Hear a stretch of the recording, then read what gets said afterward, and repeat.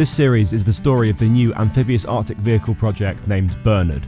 Building on ideas, skills and questions raised during the Allen lifeboat conversion, as a team we will share all those moments needed to get Bernard up north, onto the ice and making himself useful.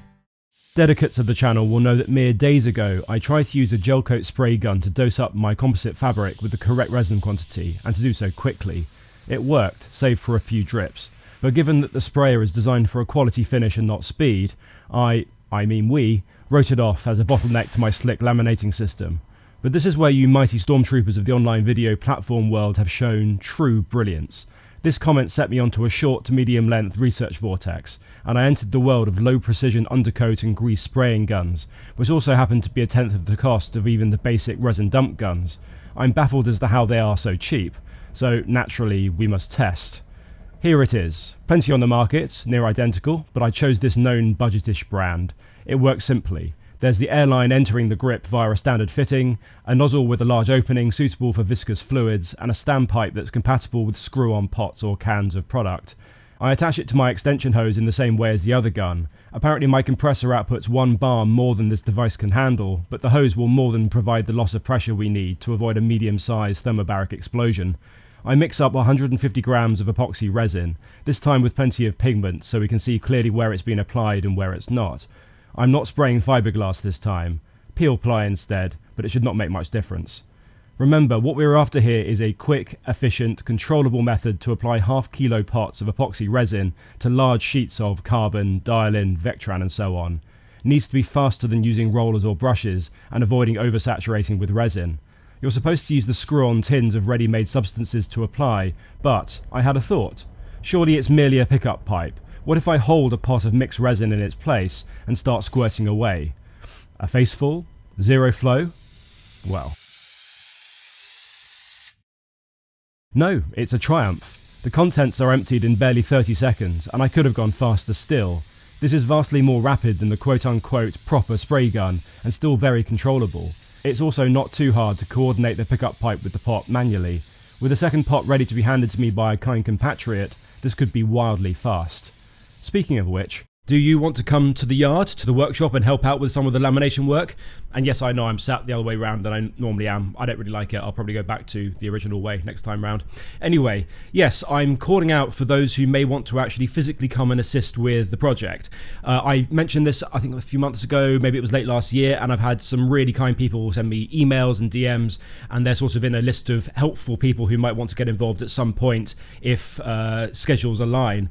But yes, because it's difficult to get multiple people available at the same sort of time, I'm looking for a small group of volunteers who would be willing to basically come and lend a hand.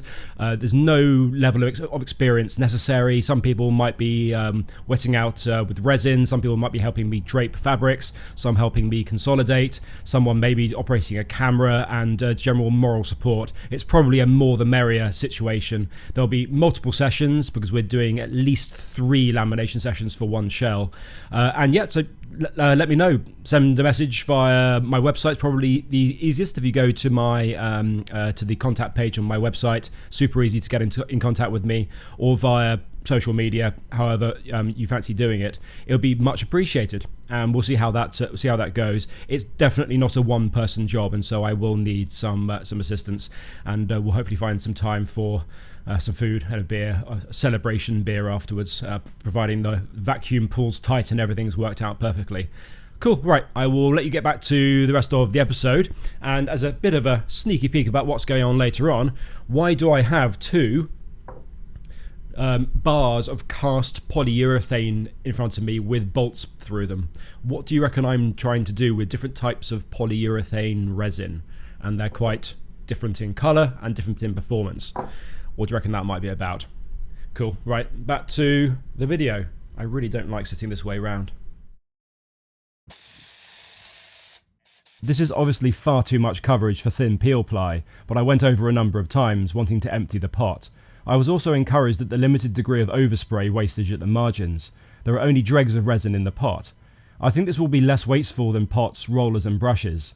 My plan is to dose at 50% resin and 50% fabric. That way, with limited wastage in pot and overspray, we'll end up with a slightly fabric-rich ratio, a good result for what is a vacuum-bagged wet lay lamination.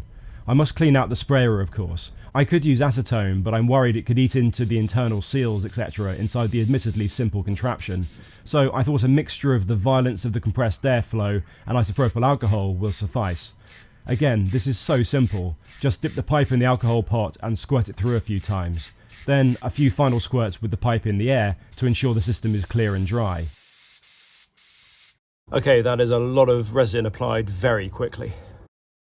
After curing, the ply comes off the polypropylene like a dream. No need for any chemical release agent on this sort of surface. Here's a comparison with the fabric I tried to wet out with the gel coat gun. It was very slow, had the dripping issue, and seemed to empty the compressor tank much faster per unit volume of resin ejected than with this cheap undercoat gun. You know, I think we have a winner. I may just wear more PPE when battle truly commences. After that quick and easy cleanup, the device appears spotless. Not a mark on or in the tube, nor in the removable nozzle or as far inside as I can inspect. I finished off with the test to see how long a full compressor tank can last, to see how this will manage on laminating day. Very good. I know this video was a brief one, but there's another to follow disturbingly soon, and don't forget the live Q&A session on Sunday. Details in the post tab. Bye.